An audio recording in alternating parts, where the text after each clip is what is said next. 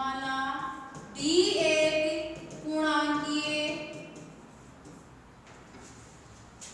प्रांत है। माना डी एक पूर्णांकीय प्रांत है तथा T0 डी के सभी अशून्य अवयवों का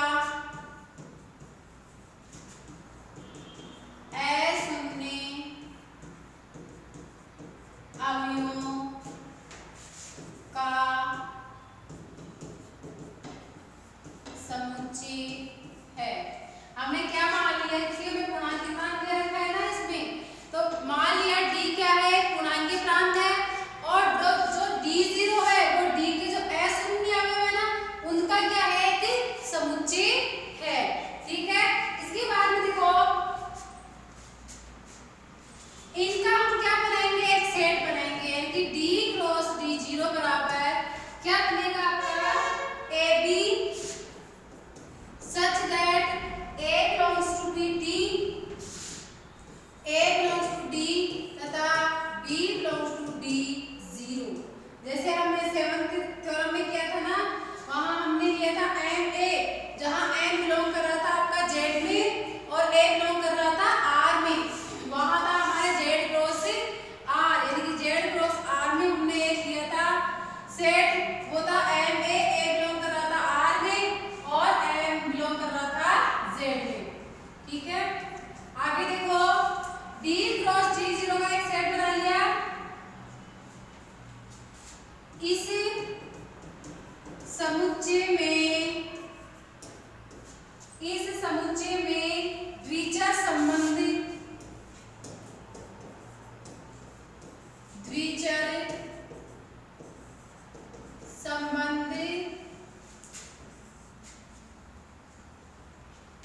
को निम्न प्रकार से परिभाषित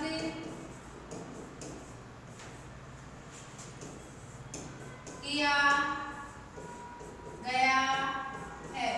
द्विचर संबंध क्या है आपका, तुल्यता का, यानी कि हम इस सेट में क्या करेंगे, एक संबंध लेंगे, उसमें हम तुल्यता के साइन के साथ बताएंगे कि जैसे ए बी तुल्य है सी डी के, जैसे हमने वहां पे लिया था ना एम ए एम बी दो द्वितीय संख्या दो संख्या ली थी, उसमें संख्या लगाई थी हमने प्लस की, तो M A plus N B किसके बराबर था, M plus N comma A plus B के बराबर। इसी प्रकार हम इसमें कौन सी ले रहे हैं, तुल्य की क्या ले रहे हैं, द्विचर संक्रिया।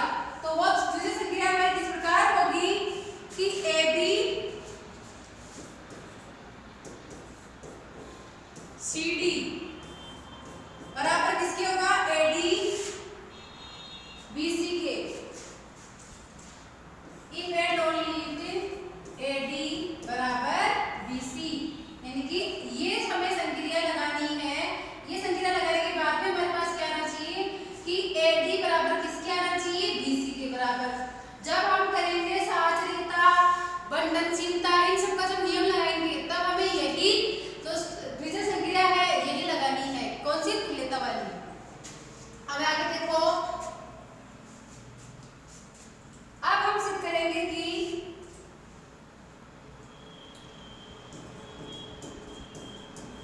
सिद्ध करना है कि जो ये संक्रिया है वो क्या है आपकी, एक तुल्य संबंध है, एक तुल्य संबंध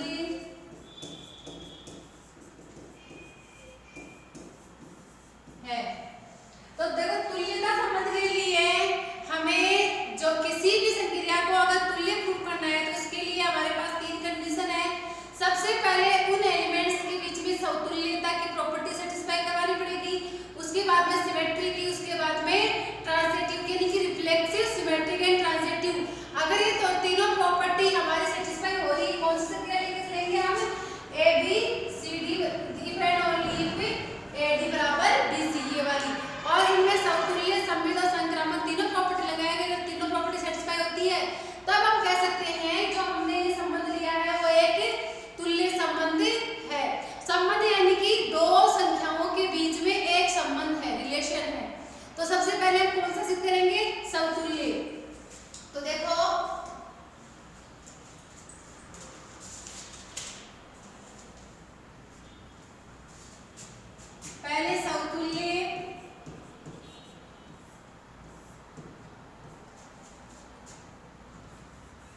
चूंकि दी एक क्रम विनिमय, चूंकि दी एक क्रम विनिमय वाले है, अतः ए बी बराबर बी ए।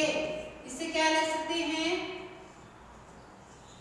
ए बी तुल्यता संबंध है ए बी से, ए बी तुल्यता संबंध है ए बी से। For every A belongs to B comma B belongs to D. देखो समतुल्य यानी कि खुद से ही तुलना, नाम से भी निकल रहा है समतुल्य यानी कि खुद की खुद से ही तुलना। अब आप देख सकते हो यहाँ पर है ए बी बराबर बी है, यानी कि अगर मैं इसको तुल्यता संबंध में लिखूंगी तो क्या आ जाएगा मेरे पास, ए बी तुल्यता है किसके, ए बी के, यानी कि खुद का खुद से हो गया समतुल्य, यानी कि हम कह सकते हैं क्या एक समतुल्य है। इसके बाद में सममित, सिमेट्रिक, सिमेट्रिक के लिए क्या करना पड़ेगा, ए बी को ए बी चूंकि ए बी तुल्य है सी डी के, तब आपको दिखाना है कि सी डी भी तुल्य है किसके, ए बी के, बराबर ए डी बराबर क्या हो गया, सी डी, ए बी बराबर sorry C B C, A D बराबर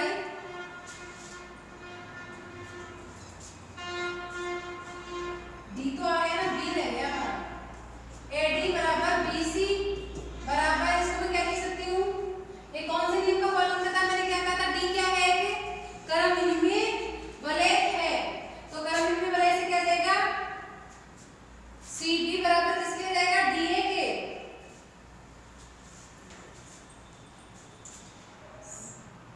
सी बी बराबर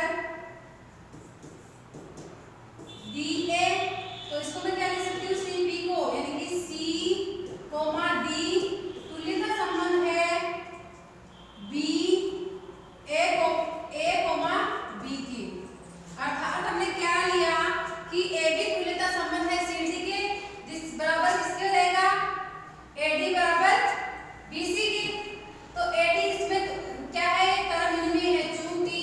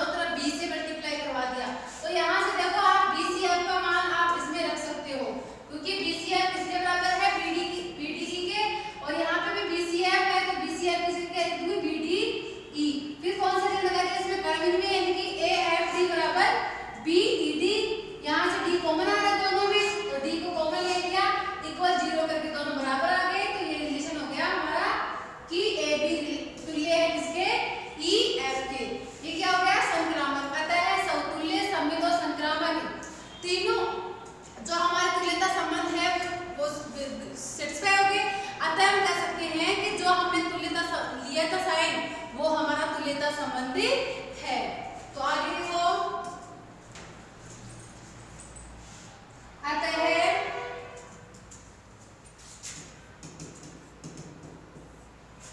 D क्रॉस D0 में तुल्यता संबंध है। अब तुल्यता संबंध हो गया, अब हम क्या सिद्ध करेंगे? शून्य भाजक रहित यानी कि पूर्णांकीय प्रांत AB के तुल्यता वर्ग को A/B से प्रदर्शित करते हैं, यानी कि इसको किससे प्रदर्शित करेंगे? A/B से प्रदर्शित करते हैं, अर्थात AB बराबर क्या आ जाएगा? A/B बराबर क्या आ जाएगा आपके?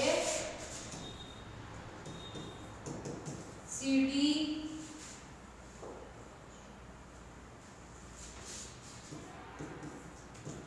such that CD तुल्यता है, E है। ठीक है, इसको हमें इस रूप में लिखेंगे और ये किस में बिलोंग करेगा?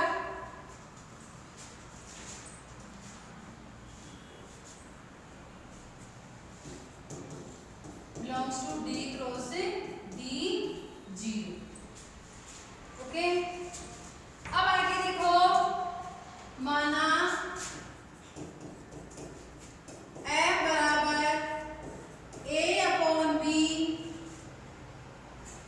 such that A belongs to D तथा B belongs to B0, यानी कि हमने एक नया सेट लिया है क्षेत्र F का, जो किस रूप में है? A/B के रूप में, यानी कि F बराबर है A/B such that A belongs to D और B belongs to D0। समुच्चय F में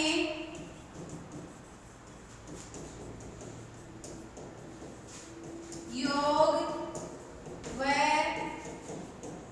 गुणन की संक्रिया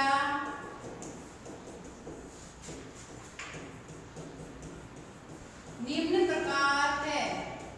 इसमें भी हमें क्या लेनी पड़ेगी? योग और गुणन की संक्रिया। योग और गुणन की संक्रिया लेने पर हम देखते हैं कि ये हमारे जो योग और गुणन की संक्रिया है ये सार्थक है कि नहीं, अर्थात वेल डिफाइंड है कि नहीं। अगर ये वेल डिफाइंड होगी तभी हम कह सकते हैं कि जो हमारे योग और गुणन की संक्रिया वो दोनों सार्थक है। तो इसमें देखो, पहले योग की संक्रिया यानी कि A/B प्लस C/D किस रूप में होगा? AD plus BC upon B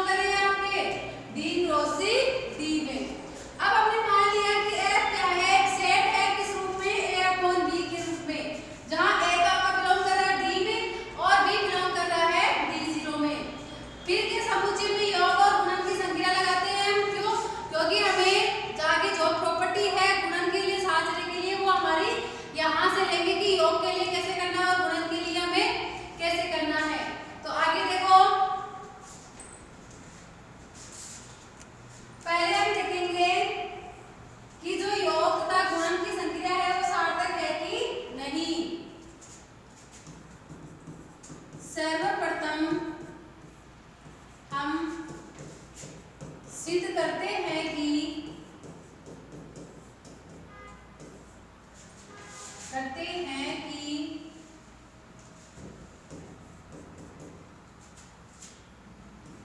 योग तथा गुणन की संक्रिया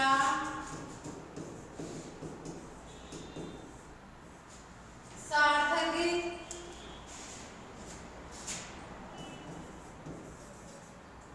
यानी कि वेल डिफाइंड सार्थक है। इसके लिए A/B किसके बराबर होगा? A/B बराबर होगा A1/B1 तथा C/D बराबर होगा C1/D1। अर्थात यहाँ से लिख सकती हूँ मैं AB1 बराबर होगा A1B के तथा CD1 बराबर होगा DC1 के। समीकरण नंबर 1 AB, अब हम किसके लिए करेंगे? प्लस के लिए, अर्थात A/B प्लस C/D बराबर क्या आ जाएगा यहाँ से? AD plus BC/BD।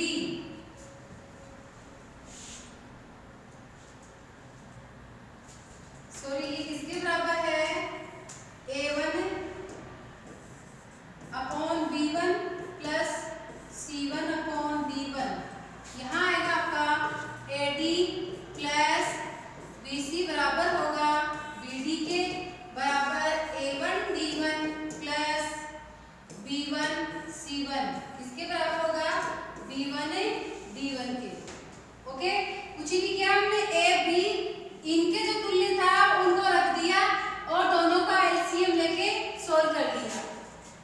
अब आगे देखो,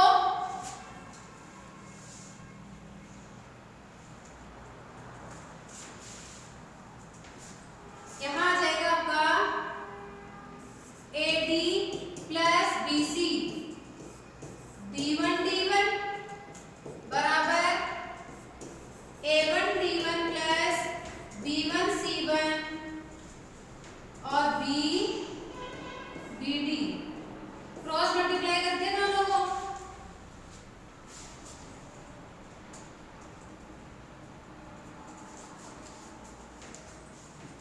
परंतु AD प्लस BC B1D1 बराबर होगा आपके AD B1D1 plus BC B1D1 के। इनकी इसको कोष्ठक के अंदर मल्टीप्लाई करवा दिया।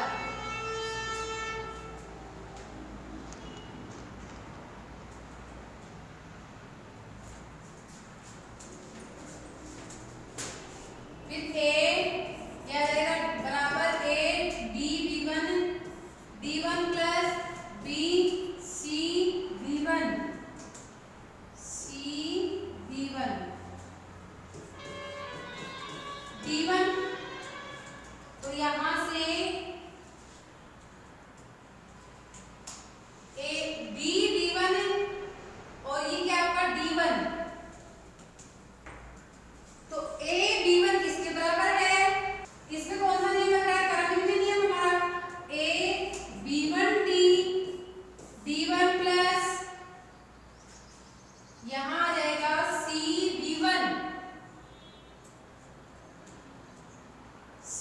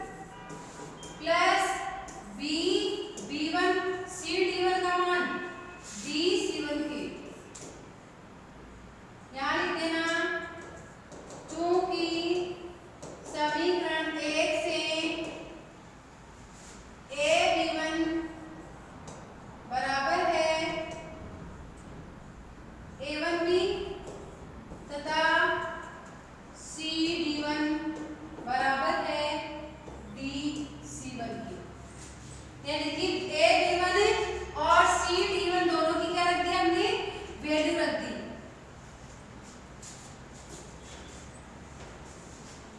अब इसमें देखो क्या कॉमन आ रहा है दोनों में, यहां से देखो A1 D1 BD plus B1 C1 BD बराबर यहाँ आ जाएगा A1 D1 plus B1 C1 और BD।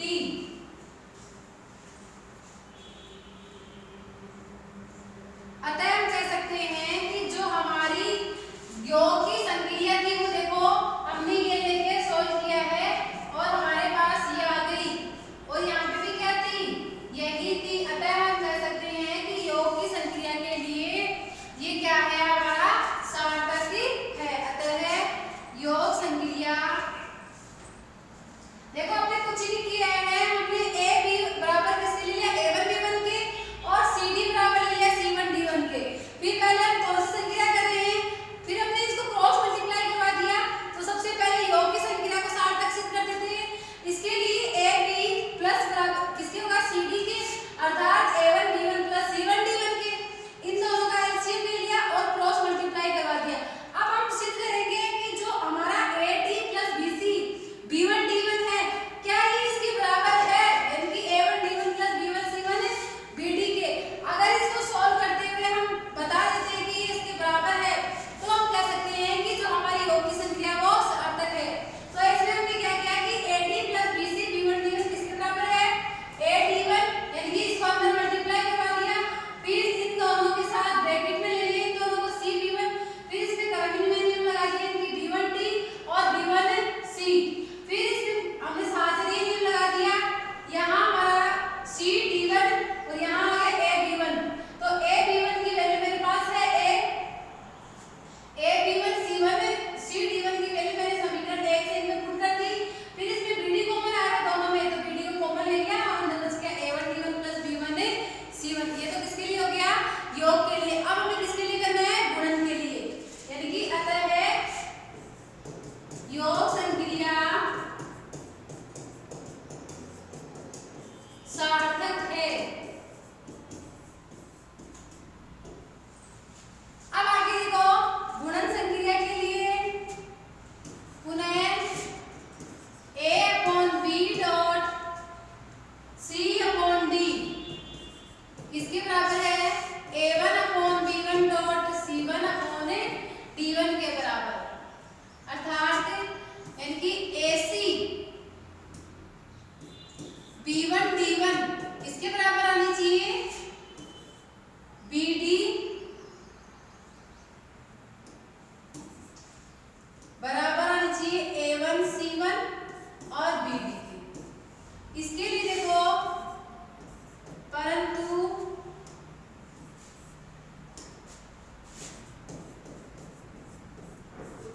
AC B1 D1 बराबर AC B1 D1 बराबर AC B1 D1 बराबर, यहाँ से किसके मान है हमारे पास A B1 C D1 किस नियम से, कर्म में नियम से। तो ये A B1 और C D1, A B1 की वैल्यू है A1B और C D1 है C1D।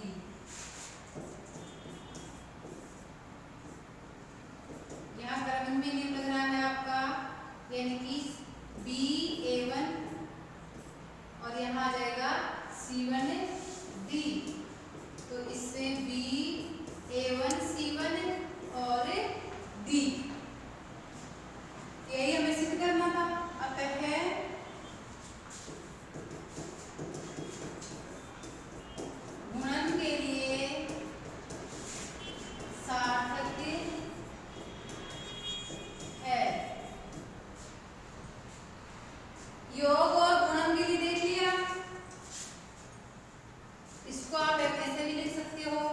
A1 C1 और BD। देखो मैंने कहा था कि AC B1 D1 बराबर किसके आना चाहिए, A1 C1 और BD के। तो इसके लिए हमने क्या किया, AC B1 D1 इसमें संक्रिया लगा दी,